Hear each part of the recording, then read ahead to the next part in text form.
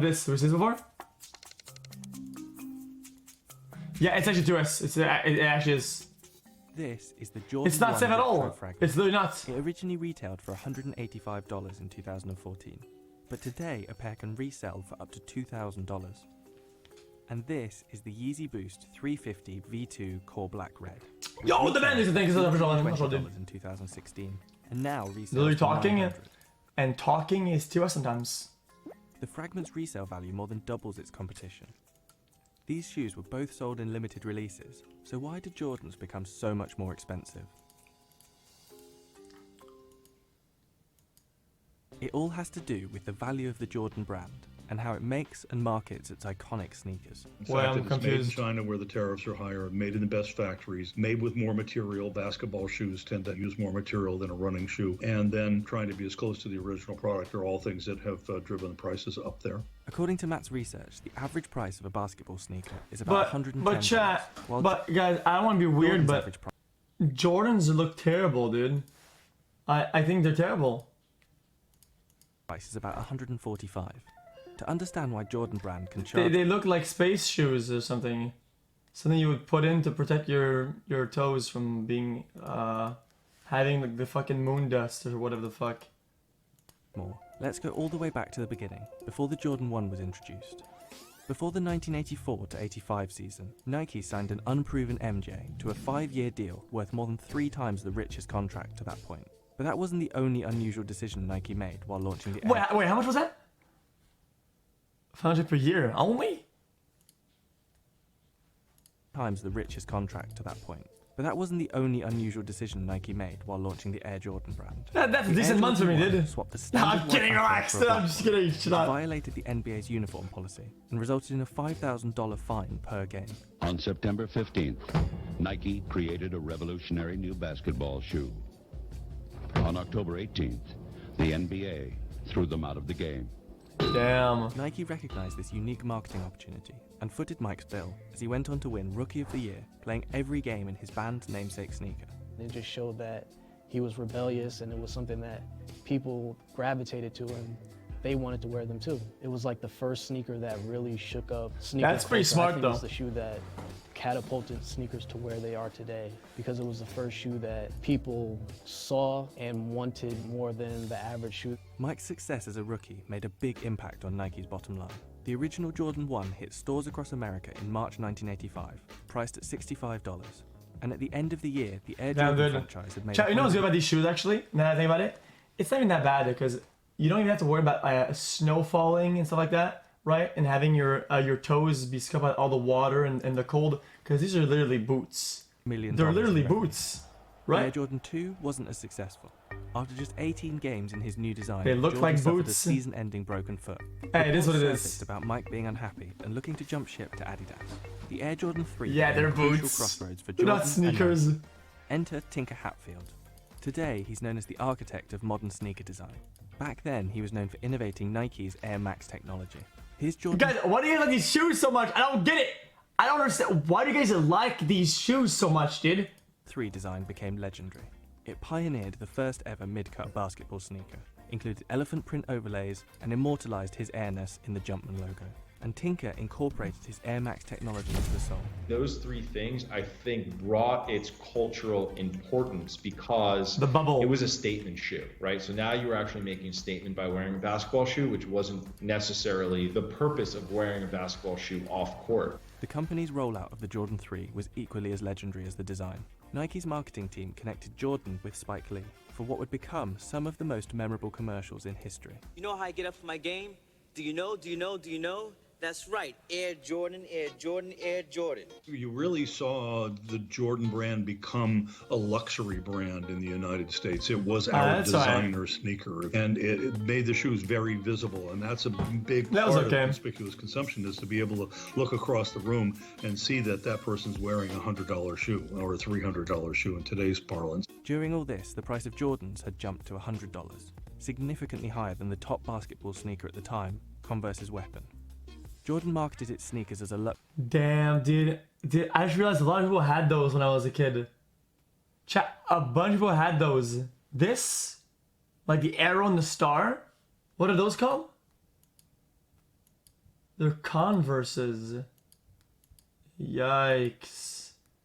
I was starting to look like shit. Jordan marketed its sneakers as a luxury product to match MJ's talent and style, and in the process created a cultural phenomenon, bringing sports apparel into the mainstream. He was a very marketable figure with a great smile and a big hoop earring, and people wanted to look like him. I wore Etnies and Osiris, dude, and But the brand DC. priced out kids from low-income families who wanted them the most. And by the 90s, Jordans were so coveted, violence erupted around them. 2 teens were even killed for their Jordan sneakers. Nevertheless, the phenomenon continued. Jordans were a status symbol that couldn't be stopped. Whether you're into fashion, whether you're into sports, or whether you're just a fan of Michael Jordan Okay, himself. hey guys, I have to be honest. We can all agree that in these 3 pictures, the shoes are the worst part of the outfit by a long shot, right? We can all, even if you like the shoes, you can all agree that the shoes actually ruin every positive outfit in this picture. Everybody agrees. I'm so thankful. Good job, chat. About Jordan Thank brand. you. You have to own something from Jordan brand. Hatfield continued to design Jordan's signature sneakers for the next 12 years. The Jordan brand became a sneaker giant, and MJ became the greatest player in basketball history. Their run lasted for more than a decade, but that was all about to change. That's In sad. 2013, Adidas released new technology, signed Kanye West, and started making big gains. Despite increased competition, Jordan's prices stayed high. That year's new Jordans retailed at Yo, Rob, this is $250, man. the highest price for a new signature Jordan release to that point. Retro prices jumped too. What the fuck is that? What the fuck are those? Retro prices jumped too.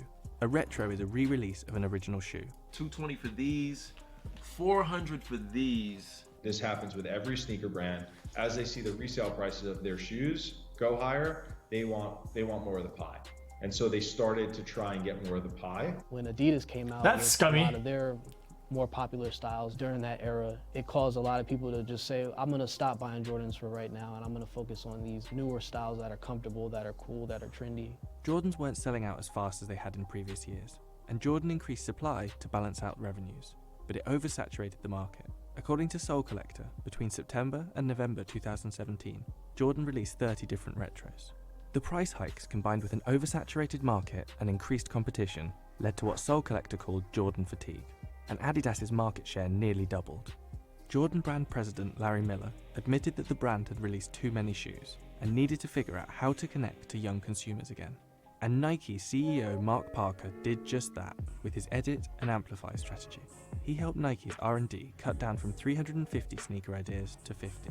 This helped the company be more disciplined and catch up with the speed of the sneaker market. The secret sauce for Jordan over Damn, the I actually years agree has with that. always been unrequited Guys, demand. I Never really agree with these things. I actually agree with that. having enough shoes to satisfy the market, which made the kid come back on the next release and hope that he would get a pair. Jordan mounted its comeback in 2018. The brand ramped up offerings for female customers, and its Concord 11 retro release was its most successful shoe introduction ever, according to Parker.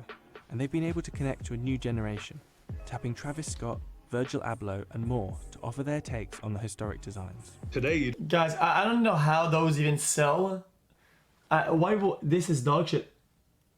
This is trash. Today, you don't really need to market a Jordan product, and so it becomes a pull market. The idea is that the product is so sensational, so wanted by the consumer, that it's pulling them into the store. The brand is pulling in customers like the old days, and according to Parker, Jordan 1s are more coveted than ever. Resale info backs that up. Remember that comparison we did at the beginning? It looks like Jordan is getting the balance just right between nostalgia and innovation. This has to be my favorite sneaker of all time. This is the Air Jordan 4 White Cement. The Aleli May Jordan White 1 cement. Biotech. The Air Jordan 1. It represents the beginning of Jordan's career. I think it's interesting to see how the Jordan brand continues to evolve as it ventures deeper into the woman and unisex market. You know, it just reminds me of my childhood. This is really what got me into the sneaker game. It's the reason why a lot of us sneakerheads exist. And this Lakers colorway, man, that's just perfect. The Jordan 1 is like the shoe that sparked sneaker culture as it is today. I think that's the main shoe that created some sort of frenzy or Right. connection to shoes versus this is a cool shoe I want to wear. It's something that people could really connect to. I'm not gonna join poker. I don't know why you keep saying that. That's kind of annoying. These are ye. Okay, what? This looks good also. Chat, this is the last shoe that we're watching 3 minutes long. What is it? Oh, it's kind of cool. See like how it's made it. xQc, I just want to let you know, you are my favorite person in the entire Okay, world. you're saying chat wears Skechers lol, right? You're doing like this like brand shaming thing. Okay, when I was a kid, okay, dude, you would get bullied for wearing Champions. Okay, and nowadays people praise and oh yeah, Champion is so fucking baller, dude. Oh, dude, Champion. Oh my god, you get the new Champion, bro. Can I have What is that, welcome to the dude? jungle Shut up, BTW bitch. shout out rapid. Perfect movie clip for this.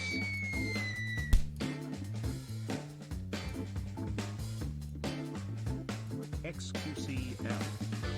Nobody says that. Yeah, they do. Just like get bullied. I do. What about it? Komodo height.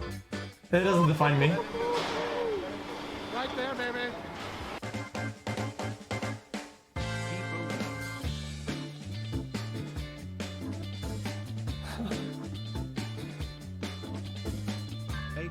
Oh, like waffles, yeah. Really enjoy your streams. Keep being the biggest pepega on earth and never stop making the best content. Also, will you play Among Us today?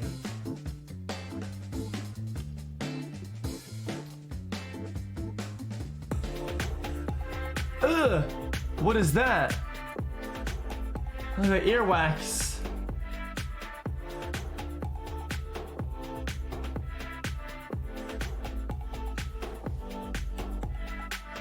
Thought you and chat would enjoy this short video. Chat. Can't say this pale blue dot. Guys, I have to be honest, chat. I could be wrong about this, okay, but skate shoes and van shoes, I don't think they're very good for you. Like flat bottom shoes, especially like that, are very bad for your feet. I think it's kind of proven, dude. It kind of makes sure your toes all fuck up, right? And when I was young, I kind of got lucky, but my brother always wore, like skate shoes, and he had to wear like corrective fucking shoe unders or whatever the fuck at the pediatricians or some shit, because fucked up all his feet. Had to wear soles, yeah. xQc's take is just as pepega as chat's steak. 777 octillion. Do I wear? Oh, I still wear them, but I don't give a fuck about my feet though. Oh boy, time to use my resub for a clever message, but him way too brain dead. So maybe can I get a welcome to the jungle? Get them while they're hot. Okay. Nice shirt, Pop.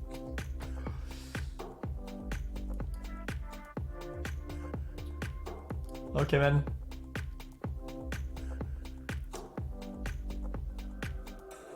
Oh, this is kind of interesting. Yo, xQc, did you watch the Tyler One Day in Life too? What is sweatshop? Actually, I didn't.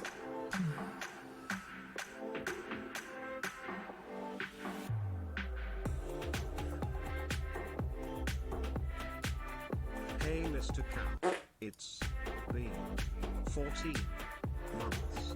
We all have our own universe and perception of time. I am glad that you are an outing for my reality where I can smile. I've been here before your move to California. Keep it up, man. Much love. xQCL Garchi hype. Chat. Even though when I was young, these were still like a thing, like any Vans were a thing. We never wore them for skating, cause the way they're shaped and they were right, they're like flat with a very like large thing at the bottom, and if you skated with them, you tear through the fabric in like one session. So nobody wore them for skating, I don't think. Who you are.